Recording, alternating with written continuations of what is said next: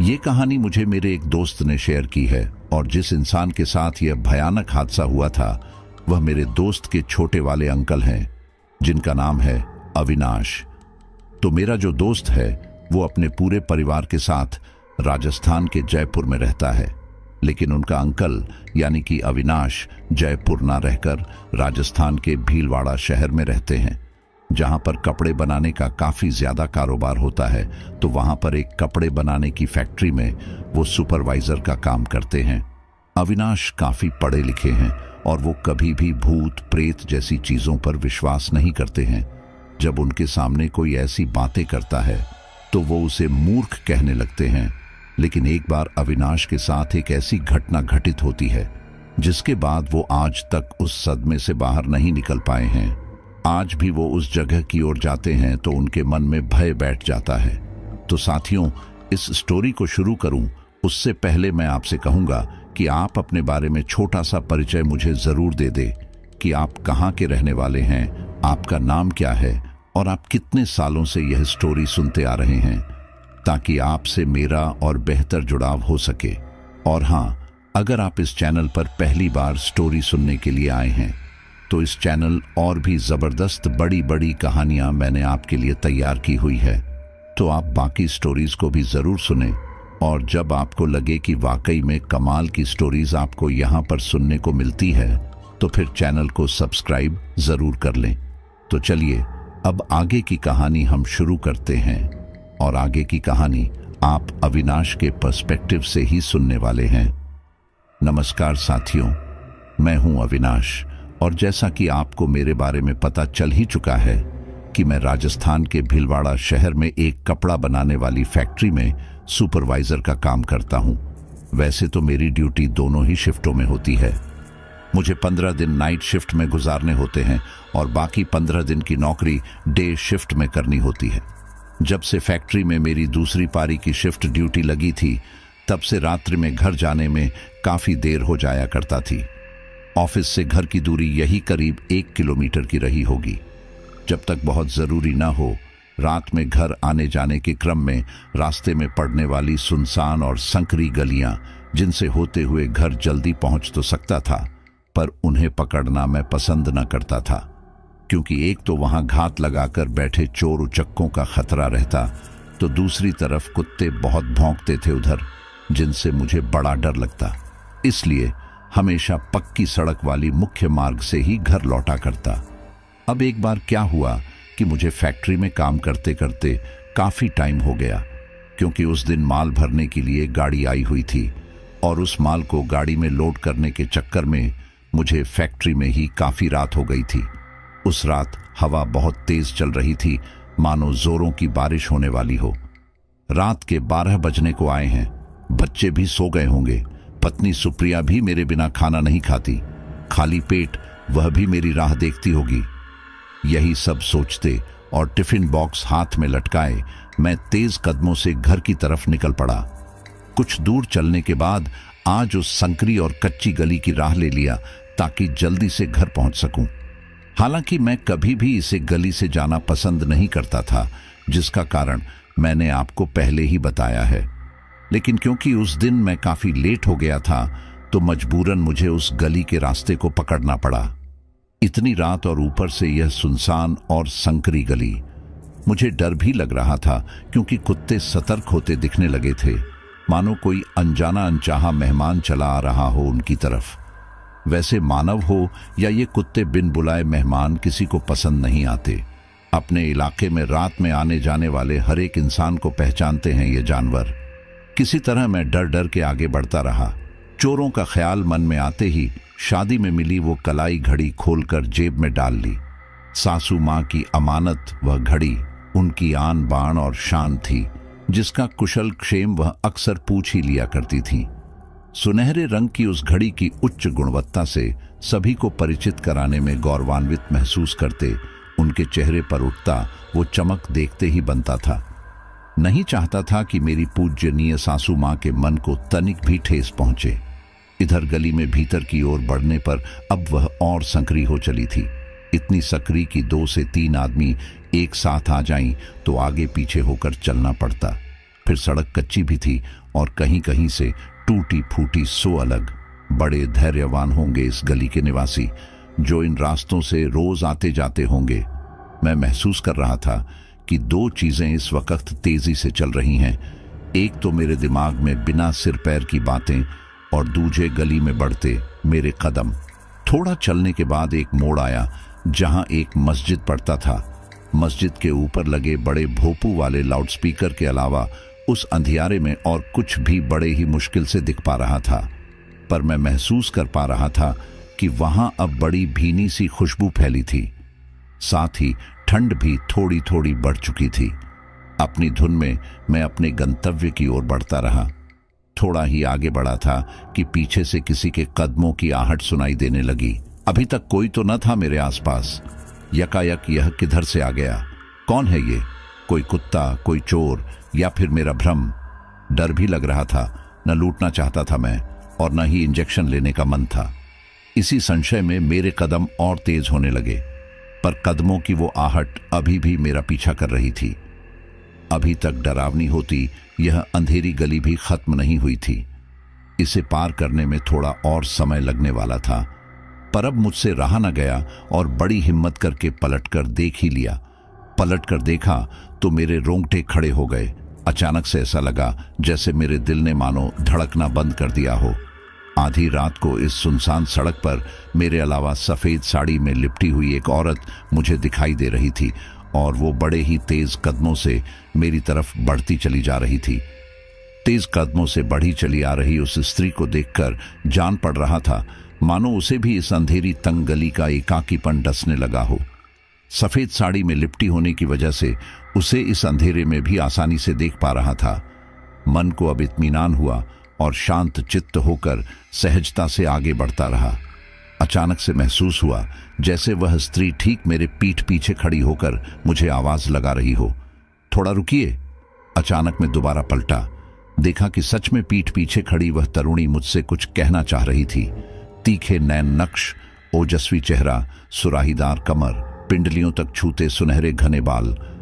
कदकाठी से वह कोई अप्सरा मालूम पड़ रही थी। सफेद साड़ी में खड़ी वह स्त्री अंधेरे को चीरती हुई अपनी एकमात्र उपस्थिति दर्ज करा रही थी। मैंने पूछ लिया, जी कहिए, क्या बात है? जवाब में उस स्त्री ने निवेदन किया कि कृपया साथ साथ चलिए, अंधेरा होने की वजह से मुझे डर लग रहा है। तब पता चला कि हम दोनों की हालत एक जैसी ही थी। मैंने भी सहमति में अपना सिर हिला दिया। अब हम दोनों एक साथ आगे बढ़े जा रहे थे। इतनी रात गए इस सुनसान गली में, वो भी अकेले घर से बाहर निकलने का कारण मैंने उस स्त्री से जानना चाहा, परंतु कोई उत्तर ना मिला। फिर मैंने चुप रहने में ही अपनी भलाई समझी। कुछ पल के बाद जवाब आया, वो मेरा घर पीछे मोड़ पर ही है। किसी की जिंदगी और मौत का सवाल है, इसीलिए मुझे अभी निकलना पड़ा। आप भले आदमी लगे, इसीलिए मैं आपके पीछे पीछे हो ली। किसी अनजान पर इतनी रात में भरोसा करने की बात सुनकर थोड़ा अजीब लगा, पर कभी कभी जरूरत पड़ने पर ऐसा करना पड़ता है, मैं समझ सकता था। और हम लोग साथ साथ आगे बढ़ते रहे। तभी उस स्त्री ने अपना हाथ मेरी तरफ बढ़ाया। उसके हाथों में एक चमकती हुई अंगूठी थी। मेरे मुंह से अनायास ही निकला, क्या है ये? उस स्त्री ने जवाब दिया, आप इसे पहन लीजिए, यह आपके काम आएगा, आपको डर भय से ऊपर ले जाएगा और बूढ़ी ताकतों से भी बचाएगा। उसे साफ इनकार करते हुए मैंने खुद को उस अंगूठी से दूर किया और थोड़ा पीछे खिसका। मैंने कहा, देखिए, ऐसा है कि मैं इन सब दकियानूसी बातों में यकीन नहीं करता, इसलिए बेहतर होगा कि आप इसे मुझसे दूर रखें। मैंने बेरुखीपूर्ण जवाब देकर उस अंगूठी को लेने से साफ इनकार कर दिया। पर एक बात गौर करने लायक थी कि मेरे इतने बेरुखी भरे रवैये के बाद भी वह स्त्री तनिक भी विचलित न हुई और बिल्कुल शांत चित्त होकर खड़ी रही। उसके साथ किए व्यवहार पर मुझे भीतर से आत्मग्लानि भी महसूस हो रही थी। हालांकि मुझे पता था कि मैंने जो भी किया सही किया। गली भी अब खत्म होने वाली थी और पक्की सड़क मैं अपने सामने देख सकता था। तभी वह स्त्री रुकी और मुझसे आगे बढ़ते रहने के लिए कहा, और मुझे कहा, कुछ जरूरी सामान घर पर ही भूल गई हूं, इसीलिए वापस जाना पड़ेगा। और वो वापस गली के भीतर लौटने लगी। उसके साथ चलकर मैंने उसे घर तक छोड़ने की बात कही तो बड़ी विनम्रता से उसने मना कर दिया। तब एक दूसरे से विदा लेकर हम दोनों अपने अपने गंतव्य की ओर बढ़ चले। घर आकर हाथ मुंह धोया।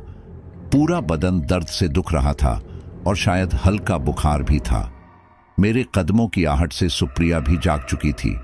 मुझसे खाना खाने के लिए पूछा तो मैंने मना कर दिया और उसे खाने को बोलकर बिछावने पर चला गया। सुबह 5 बजे से मेरी दिनचर्या शुरू हुई। तड़के तड़के उठकर सुबह का व्यायाम, नहा धोकर बेटे को स्कूल पहुंचाना, फिर खुद नाश्ता करके फैक्ट्री के लिए निकलना। फैक्ट्री में काम का दबाव होने की वजह से कब सुबह से दोपहर हो गया पता ही न चला। लंच टाइम हो चुका था और मेरे सहकर्मियों ने मुझे खाना खा लेने को कहा। फिर आपस में बतियाते हुए हम लोग अपना खाना खत्म करने लगे। बातचीत के क्रम में मैंने सामने वाले दोस्त की अंगूठी देखी और बीती रात की सारी घटना आंखों के सामने तैरने लगी, जिसकी चर्चा मैंने अपने साथियों से भी की। फिर क्या था, सबको खिंचाई करने का जैसे बहाना ही मिल गया हो। तुम इतने स्मार्ट हो ही, तुमसे सगाई करना चाहती होगी, गिफ्ट समझकर रख लेते, आदि तरह तरह की बातें। जल्दी जल्दी अपना खाना खत्म कर मैं वहां से खिसका और अपने काम में लीन हो गया। पर मन में सहकर्मियों की कही उलझ-पुलझ बातें चल रही थीं। यही नहीं, वो बातें सही प्रतीत होने की गलतफहमी भी हो रही थी कि कहीं सच में मैं उसे पसंद तो नहीं आ गया, इसलिए उसने अपनी अंगूठी मेरे तरफ बढ़ाई होगी। और मैं अपने काम में व्यस्त हो गया। दैनिक उत्पादन का दबाव ज्यादा होने के कारण आज भी रात के 12 बज गए। पर आज साथ में एक सहकर्मी भी था जो घर वापसी में मेरे साथ साथ हो लिया। थोड़ी दूर तक साथ चलने के बाद वो अपने घर के लिए दूसरी तरफ मुड़ गया और मेरे सामने फिर से वही संकरी गली थी। मैं उधेड़-बुन में था कि क्या करूं क्या न करूं। पता नहीं क्यों, पर फिर से उसी गली में घुस गया जैसे कोई मुझे बुला रहा हो या मैं खुद से जाना चाहता था। हाथ में टिफिन बॉक्स लिए मेरे उत्सुक कदम आगे बढ़े जा रहे थे। पर आज एक बात बड़ी अजीब थी। गली में एक भी कुत्ते नहीं दिख रहे थे। कहाँ गए सब? एक दिन में इतने परिचित हो गए ये बेजुबान जानवर मुझसे। आगे चलता हूं मैं मस्जिद वाली मोड़ से घूमा और थोड़ा आगे बढ़ा ही था कि तभी पीछे से आवाज आई, जनाब जरा ठहरिए। मैं ठिठक कर रुका। पलट कर देखा तो लहराते हुए सुनहरे बालों वाली यह वही स्त्री थी जो पिछली रात मिली थी। ललाट पर एक लंबी सी बिंदी लगाए और चेहरे पर तेज लिए काली साड़ी में वह मस्जिद के पास खड़ी मुस्कुरा रही थी। इतने अंधेरे में भी एक अजीब सा प्रकाश था उसके चारों तरफ और चेहरे पर अजीब सा आकर्षण। उस स्त्री ने पहेली भरी मुस्कान के साथ पूछा, आज भी आपकी मदद चाहिए मुझे, क्या मिलेगी? मैं हाँ बोलूं या ना कुछ समझ में नहीं आया, फिर भी हामी में सिर हिला दिया और वह मेरे साथ चल पड़ी। आज चुप नहीं थी, वह बोले ही जा रही थी, जैसे मेरे आने का ही इंतजार कर रही हो कि क्या क्या बताना है, क्या पूछना है। मानो उसने सब कुछ पहले से ही सोच रखा हो। मैं कौन हूं, कहां रहता हूं, घर पर कौन कौन है, मेरी पसंद नापसंद वगैरह वगैरह टाइप के सवालों के तीर एक एक करके वो मेरी तरफ चलाती जा रही थी। उसके न खत्म होने वाले सवालों की पोटली को भरते हुए मैं कदम से कदम मिलाए आगे बढ़ा जा रहा था। मैंने उस स्त्री से कहा, इतनी रात को आप अकेली घर से बाहर निकलती हो, किसी को साथ लेकर निकलना चाहिए। फिर उसकी तरफ देख उससे सवाल किया, आप कहाँ रहती हो, घर पर कौन कौन है? उसने हंसकर केवल यही कहा कि क्या करिएगा जानकर, बस जब मिलना हो इसी वक्त इस गली से गुजरना, मैं दिख जाऊंगी। और ठहाके लगाकर हंसने लगी। इस तरह के जवाब की मैंने कल्पना भी न की थी। ऐसा सुनकर मुझे बड़ा ही अजीब लग रहा था। बातें करते हुए हम दोनों आगे बढ़ते रहे। तभी उसने अपने कांधे पर लटकाए थैले में हाथ डालकर कुछ निकाला। अपनी मुट्ठी में उसने कुछ छिपा रखा था। कुछ तो था उसमें, क्या पता नहीं। उसकी इस हरकत को मैं समझ नहीं पाया और तभी उसने मुझसे मेरा हाथ आगे बढ़ाने को कहा। उसकी बंद मुट्ठी की तरफ देख मैंने प्रश्न किया, क्या है इसमें? मुस्कुराकर वह मुझसे मेरा हाथ आगे करने का जिद करती रही। जब उसने अपनी बंद मुट्ठी न खोली तो मैंने भी साफ साफ इनकार करते हुए कहा, हम लोग जानते ही कितना है एक दूसरे को, और ऐसे ही किसी अनजान से बंद मुट्ठी से मैं तो कुछ ना लूं। जब मैं नहीं माना तो अंततः उसने अपनी मुट्ठी खोली। उसकी हथेली में वही चमकती हुई अंगूठी थी जिसे पिछली रात मुझे पहनाने का असफल प्रयास किया था। मैंने उसे समझाया कि अगर आप दिन में यह देती तो मैं शायद लेने के लिए सोचता भी, पर इतनी रात गए और ऊपर से यह अंगूठी देखने में ही बहुत कीमती लगती है, इसलिए आप मुझे माफ करें, मैं इसे बिल्कुल भी नहीं ले सकता। मेरा ना में जवाब सुनकर उस स्त्री की आंखें तंज हो गई। अजीब तरीके से घूरती हुई निगाहों से मेरी तरफ देखते हुए उसने कहा कि मैं आपकी पूरी जिंदगी खुशहाल बनाना चाहती हूं और आप हो कि अपनी अभावपूर्ण जिंदगी से बाहर निकलना ही नहीं चाह रहे। अपनी तीखी होती आवाज से उसने कहा, आप इस अंगूठी को एक बार पहनकर तो देखो, आपको एक नई और बिल्कुल अलग ही दुनिया दिखेगी, सारे दुख तकलीफों से ऊपर। पर मैं अपनी ही बातों पर अडिग रहा और उसकी एक भी बात सुनने या मानने को तैयार न हुआ। ऐसे करते करते हम दोनों गली के आखिरी छोर पर पहुंच गए। अचानक वह स्त्री बिल्कुल एक जगह स्थिर हो गई, पर मुझे आगे बढ़ते रहने को कह खुद वापस अपने घर लौटने के लिए मुड़ी। तो मैंने प्रश्न किया, क्या हुआ, आप वापस क्यों जा रही हैं? मेरे प्रश्न का बिना कोई उत्तर दिए वह लौटने लगी। उसका ऐसा रवैया मुझे बड़ा ही विचित्र लगा कि जब उसे कहीं जाना ही न था तो आखिर क्यों आई मेरे साथ गली के इस छोर तक। हाँ, लौटते वक्त मुझे केवल एक बात कह गई कि जब कभी मिलना हो या ये अंगूठी चाहिए तो इस गली से गुजरना, मैं आपको मिल जाऊंगी। मैं कुछ न बोला और तेजी से उस गली से बाहर निकल मुख्य मार्ग पर आ गया। बाहर स्ट्रीट लाइट की दूधिया रोशनी से समूचा सड़क नहाया हुआ था। रात के सन्नाटे में उस सड़क पर इक्का दुक्का लोग ही आते जाते दिख रहे थे, पर मैं अब थोड़ा राहत महसूस करने लगा था। जो कुछ भी अभी घटित हुआ उसे लेकर मन में 100 सवाल भी उठ रहे थे। गली को पीछे छोड़ मैं कंक्रीट वाली मुख्य सड़क पर निकल तो आया, पर उस स्त्री की उलझाऊ बातें मेरे जहन में चहलकदमी करके दम बदम मुझे बेचैन कर रही थी। आखिर कौन थी वह स्त्री? उसकी मंशा क्या थी? उस अंगूठी में ऐसी क्या ही बात थी जो मुझे पहनाने की खातिर जिद पकड़कर बैठ गई? वह हर बार गली के मुहाने तक आकर आखिर वह वापस क्यों लौट जाती रही? ऐसे अनसुलझे ढेर सारे सवालात थे जो रास्ते भर मुझे परेशान करते रहे और अंततः अपने घर की दहलीज पर आकर मैंने राहत भरी सांस ली। घर पहुंचकर उन फालतों की बातों से तो निजात मिला, पर अब शदीद ज्वर ने मुझे अपने कब्जे में जकड़ लिया था। पत्नी सुप्रिया से नजरें बचाकर मैंने दवाई निगली और चुपचाप बिछावने पर आकर लेट गया। लेकिन फिर मैंने अपने आप को उसी जगह पर उसी गली में खड़ा हुआ पाया। वह चारों ओर भयंकर सन्नाटा था। रोशनी के नाम पर केवल चांद की हल्की हल्की दूधिया रोशनी पूरे वातावरण में फैली हुई थी। वहीं थोड़ी पहले जो कुत्ते मुझे नजर नहीं आ रहे थे, वहीं कुत्ते वहां पर अब मुझे देखकर भौंक रहे थे। वो कुत्ते दिखने में काफी भयानक दिख रहे थे, जैसे कोई राक्षस है उनके अंदर घुस गया हो और मुझे फाड़कर मेरा खून पीने के लिए तड़प रहे हो।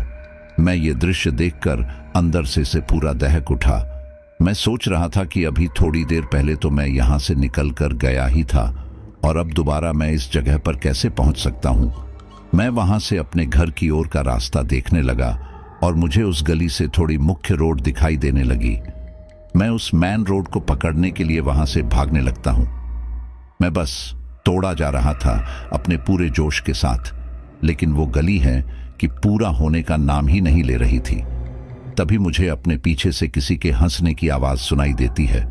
वो आवाज मुझे कुछ जानी पहचानी सी हुई महसूस होती है और जब आवाज और तेज होती है तो मुझे ध्यान में आया कि ये तो उसी औरत की आवाज है जो मुझे 2 दिन से लगातार इस गली में मिल रही है। मेरी पीछे मुड़ने की हिम्मत नहीं हुई। मैं बस दौड़ा जा रहा था अपनी पूरी ताकत के साथ, लेकिन न तो वो गली खत्म होने का नाम ले रही थी और न ही उस औरत की वो हंसने वाली आवाज थम रही थी। जब काफी दूर दौड़ने के बाद भी गली खत्म नहीं हुई तो मैं थक हार कर खड़ा हो गया। मैं खड़ा खड़ा सोच ही रहा था कि अब क्या किया जाए और ये मेरी पीछे जो स्त्री है आखिर ये चाहती क्या है। जब मैंने हिम्मत करके पीछे मुड़कर देखा, वो औरत एकदम सफेद लिबास में चमक रही थी। उस भयानक अंधेरे में भी उसके चेहरे पर रोशनी चमक रही थी। दिखने में वो किसी अप्सरा से कम नहीं लग रही थी। लेकिन जब वो मुंह फाड़कर हंसती तो काफी भयानक लग रही थी। वो धीरे धीरे मेरी ओर आगे बढ़ती जा रही थी और बोले जा रही थी कि तुम मुझसे दूर क्यों जा रहे हो? मैं कब से तुम ये कह रही हूं कि ये अंगूठी पहन लो, लेकिन तुम हो कि मेरी अंगूठी पहन ही नहीं रहे हो। अगर तुम एक बार मेरी इस अंगूठी को पहन लोगे तो तुम्हारी पूरी जिंदगी बदल जाएगी। जिस जिंदगी में अभी तुम जी रहे हो वो नरक से भी बदतर है। इस अंगूठी को पहन लोगे तो तुम्हें मेरी जैसी ऐसी न जाने कितने ही अप्सरा और मिलेगी। बस तुम एक बार ये अंगूठी पहन लो। लेकिन उसकी आवाजें मेरे ऊपर कोई असर नहीं डाल रही थी। मैं तो अपने ही सवालों से अंदर ही अंदर जूझ रहा था कि अभी थोड़ी देर पहले तो मैं यहां से निकल गया था, लेकिन दोबारा ये औरत मेरे सामने कैसे आ सकती है। मैं उससे बोला कि अभी मैंने थोड़ी देर पहले तो तुमको मना किया ही था कि तुम्हारी दी हुई अंगूठी बिल्कुल नहीं पहनूंगा, और मुझे जरा ये बताओ कि अभी थोड़ी देर पहले तो मैं यहां से चला गया था, अब दोबारा मैं इस जगह पर कैसे पहुंच गया? मेरे इतना बोलते ही वो औरत फिर से जोर जोर से हंसने लगती है, लेकिन इस बार वो हंसी धीरे धीरे एक भयानक आवाज में बदलने लगती है। वो चेहरा जिसे देखकर मैं मदहोश हो रहा था, वो चेहरा धीरे धीरे एक भयानक चेहरे में बदलता जा रहा था और वो अपने मुंह को मेरी ओर बढ़ाती जा रही थी। मैं अपने पैर धीरे धीरे पीछे की ओर खींच रहा था। इस वक्त मेरे पूरे शरीर का खून सूख चुका था। मेरे पैरों में चलने की हिम्मत नहीं बची थी। हलक से आवाज बाहर नहीं निकल पा रही थी। चेहरा पसीने में ऐसा हो गया था जैसे तो अभी नहा कर निकला हूं। धीरे धीरे वो चेहरा और भयानक होता है और किसी शेर के मुंह के जैसे वो चेहरा फाड़ने लगता है और मेरे चेहरों को अपने अंदर निगलने की कोशिश करते हुए झट से मेरे ऊपर आ गिरता है। मैं जोर से चिल्ला उठता हूं। अचानक से मेरी आंखें खुलती हैं। सामने देखा तो मेरी पत्नी सुप्रिया मेरे माथे पर ठंडी ठंडी पट्टियां रख रही थी। मैंने भगवान को धन्यवाद दिया कि चलो ये एक सपना था। मुझे लगा कि आज तो मेरी जान सच में निकल गई है। शायद मेरी पत्नी सुप्रिया को मेरी बुखार की भनक लग चुकी थी, तभी तो वो मेरे माथे के ऊपर ठंडी पट्टियां रखने लगी थी। अचानक मुझे ऐसे घबराते हुए देखकर सुप्रिया ने कहा, 2 दिनों से आपकी तबीयत नासाज लग रही है, कल चलकर किसी अच्छे डॉक्टर से दिखा लीजिए। सुप्रिया की बातों के जवाब में मैंने केवल हाँ में सिर हिला दिया और आंखें मूंदकर सोने की कोशिश करने लगा। उसने भी फिर आगे कोई टोका टाकी नहीं की। अगली सुबह नींद खुली तो ज्वर से तो निजात मिल चुका था, पर सिर भारी सा लगा, इसलिए आंखें मूंद निढाल सा बिस्तर पर ही पड़ा रहा। सुप्रिया ने ही फिर बच्चों को तैयार कर उन्हें स्कूल पहुंचाया। लौटकर जब वह वापस आई तो रसोई के काम जुट गई। मैं अभी तक बिस्तर पर ही उनींदे पड़ा हुआ था। आज काम पर भी जाना मुश्किल ही लगा। पत्नी की निगाहें रसोई से मेरी थाह लेती रहीं और अपने काम निपटाकर वह मेरे सिरहाने आकर बैठी और बोली, कुछ बात है क्या? पिछली 2 रातों से आपको परेशान देख रही हूं। जैसे उसे मेरे साथ बीती सारी बातों की थाह लग चुकी थी। मैंने भी कुछ छिपाना मुनासिब न समझा और बीते 2 रातों से उस गली में घट रही सारी घटनाओं को जस का तस बता डाला। सारी बातें सुन सुप्रिया के स्मित चेहरे पर चिंता की लकीरें उभरने लगी थी, पर अपने अजाब को भीतर छिपाकर उसने मुझे चिंता न करने की सलाह दी और वापस से गृह कार्य में तल्लीन हो गई। मैं भी पलकें झांप बिछावने पर लेटा रहा। थोड़ी ही देर बाद सुप्रिया की आवाज लगाने से मैंने अपनी आंखें खोली। नहा धोकर तैयार हो जाइए, मैंने घर पर किसी को बुलाया है। मेरे पूछने पर उसने बस इतना कहा कि जब आए तब खुद ही देख लीजिएगा। सच में घंटे भर बाद दरवाजे पर किसी की दस्तक हुई। अलख निरंजन। घर की चौखट पर खड़े कुलपुरोहित की आवाज लगाने से मैंने उधर पलट कर देखा। पत्नी सुप्रिया ने उन्हें घर के भीतर बुलाकर उनका आदर सत्कार किया और बैठने के लिए आसन दिया, पर कुलपुरोहित की नजर जैसे मुझ में कुछ तलाश रही थी। बड़े ध्यान से वह मुझे ही घूर रहे थे।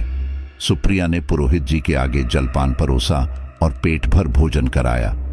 तत्पश्चात मेरी तरफ देख इशारे से उन्हें कुछ बताने की कोशिश करने लगी, पर जैसे कुलपुरोहित की टोनहाई आंखों ने मेरे मन की सारी बातें पढ़ ली थी और पलकें ढांप उन्होंने सुप्रिया को शांत रहने का इशारा किया। वो मुझसे बोले, बेटा पिछले रातों में घटी सारी बातें मुझे विस्तार से जाननी है। मैंने भी फिर कुछ नहीं छिपाया और हर एक बात विस्तार से उन्हें बता दी। सारी बातें सुन कुलपुरोहित के चेहरे पर तिरकता साफ झलकने लगी थी, पर संयम से काम लेकर उन्होंने अपने चित्त की निर्मलता को भंग न होने दिया। आंखें मूंद कुछ देर अंतर ध्यान रहे और फिर थैले से मुट्ठी भर भभूत निकालकर मेरे ललाट पर मल दिया।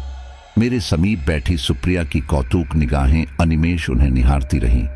कुछ पल कमरे में सन्नाटा पसरा रहा और फिर कुलपुरोहित की बातों से उसमें जाग पड़ गई। पुरोहित जी ने बताया, तुम्हारी मुलाकात एक जिन्न से हुई थी, जिसके बाद थोड़ी देर तक वहां सन्नाटा पसरा रहा। पुरोहित जी ने गंभीर होते हुए आगे बोलना शुरू किया। गली का आखिरी छोर ही उसका अंतिम दायरा था, इसीलिए वह उससे आगे नहीं बढ़ पाई। हवा में फैली वो भीनी खुशबू या अचानक से ठंड का वो एहसास और कुछ नहीं, उस जिन्न की उपस्थिति का प्रमाण था। अपनी अंगूठी के माध्यम से वह तुम्हें उस पारलौकिक दुनिया में लेकर जाना चाहती थी। अगर भूल से भी तुमने वह अंगूठी पहन ली होती तो बड़ा अनिष्ट हो जाता। उनकी बातें सुन मैं भीतर तक कांप उठा था। सुप्रिया ने मेरा हाथ थामकर मुझे शांत किया। पुरोहित जी ने बताया, अब भयभीत होने वाली कोई बात नहीं, खतरा टल गया है। पर हां, एक बात का हमेशा ध्यान रहे कि चाहे कुछ भी हो जाए, रात्रि में भूलकर भी उस गली में कदम मत रखना। अभी तक उस जिन्न ने तुम्हें अपनी सुंदरता और प्यार के आकर्षण से मात्र अंगूठी के सहारे अपने साथ ले जाने की प्रयास किया। बड़े खुशकिस्मत निकले कि तुम उस गली के आखिरी छोर, यानी जहां उसका दायरा खत्म होता है, वहां पहुंच गए। इसीलिए वह कुछ न कर पाया और उसे खाली हाथ लौटना पड़ा। पुरोहित जी की बातों पर मैंने उन्हें टोक कर पूछा, पर पुरोहित जी, उस गली में तो इतने सारे लोग रहते हैं, उन सब का क्या? प्रश्न सुनकर पुरोहित जी मुस्कुराए और मेरी तरफ देखते हुए कहा, अच्छा ये बताओ, क्या तुमने उस गली में उस स्त्री के सिवाय किसी इंसान को देखा था? फिर अपने प्रश्न का जवाब खुद ही देते हुए उन्होंने कहा, नहीं ना। पता है क्यों? क्योंकि उस गली में रहने वाले लोगों को इस बात की जानकारी पहले से ही है, जिसकी वजह से रात्रि में कोई नहीं निकलता सिवाय कुत्तों के। पुरोहित जी को बीच में ही रोकते हुए मैंने कौतूहलवश उनसे प्रश्न किया, पुरोहित जी, एक बात मुझे बड़ी अजीब लगी। पहले दिन जब मैंने उस गली में प्रवेश किया तो ढेर सारे कुत्ते मुझ पर भौंक रहे थे, पर अगले दिन जब मैं फिर से उस गली में घुसा तो कुत्तों का नामो निशान भी न था। तो क्या वो सब उस स्त्री का भ्रमजाल? कहते कहते मैं चुप हो गया। वो बोले, तुमने सही समझा, वह उस स्त्री यानी जिन्न का भ्रमजाल ही था। जिन्न बहुत शक्तिशाली होते हैं, वह किसी पर भी अपना प्रभाव आसानी से छोड़ सकते हैं और बड़ी आसानी से किसी को भी अपने वश में कर सकते हैं। तुम भाग्यशाली हो कि उसके चंगुल से बच निकले, और हो सके तो कुछ दिन के लिए अपनी शिफ्ट ड्यूटी सुबह की लगवा लो, ताकि शाम होने से पहले ही घर लौट सको, पुरोहित जी ने हिदायत देते हुए कहा।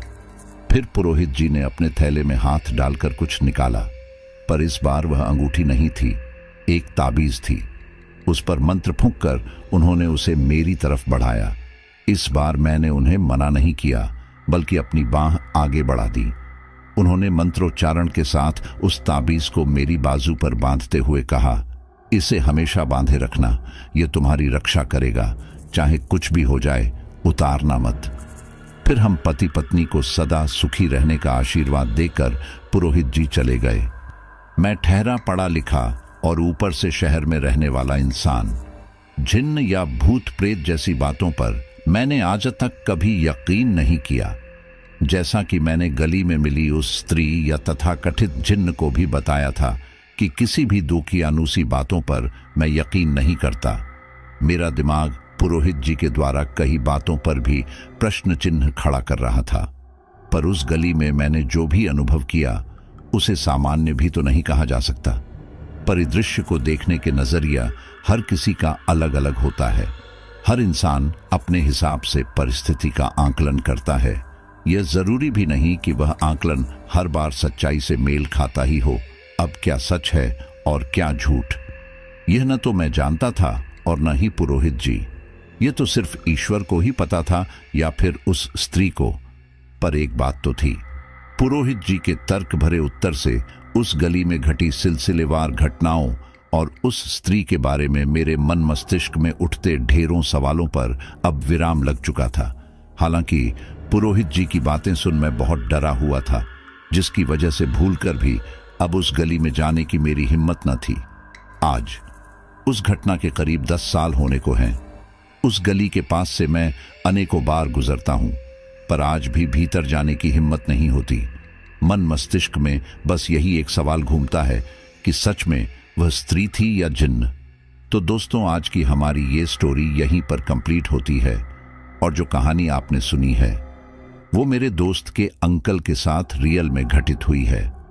तो वही कहानी जो मेरे दोस्त ने मेरे से बताई थी, मैंने उसी को आपके साथ शेयर किया है, और मुझे आप पर पूरा का पूरा यकीन है कि आपको ये स्टोरी काफ़ी पसंद आई होगी। अगर फिर भी आपको कुछ समस्या लगती है तो फिर मुझे कमेंट बॉक्स में ज़रूर बताएं। मैं आपके कमेंट को ज़रूर पढ़ूंगा, और जल्दी ही नेक्स्ट स्टोरी आपके सामने आने वाली है। तब तक के लिए आप भी उसका वेट कीजिए, और अपना ख्याल रखिए और दूसरों का भी ख्याल रखिए।